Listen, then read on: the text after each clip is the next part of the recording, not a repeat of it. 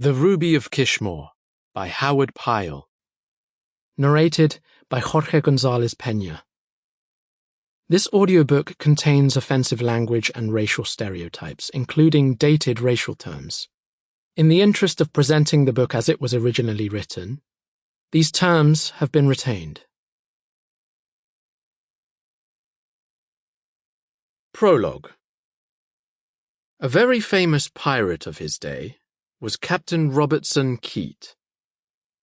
Before embarking upon his later career of infamy, he was, in the beginning, very well known as a reputable merchant in the island of Jamaica.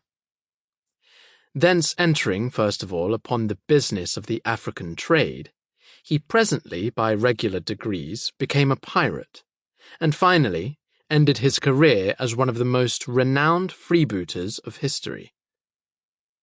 The remarkable adventure through which he at once reached the pinnacle of success and became in his profession the most famous figure of his day was the capture of the Rajah of Kishmoor's great ship, the Sun of the East.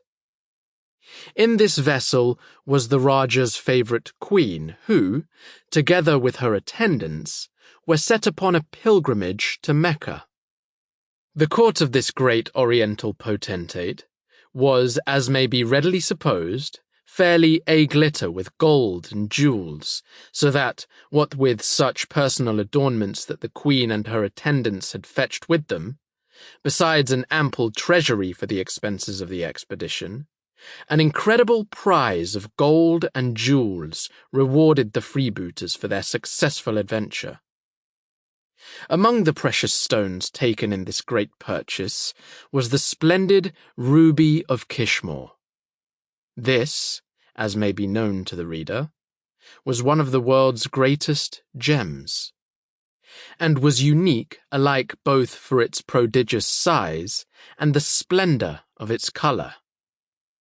This precious jewel the Rajah of Kishmoor had, upon a certain occasion, bestowed upon his queen, and at the time of her capture she wore it as the centrepiece of a sort of a coronet which encircled her forehead and brow.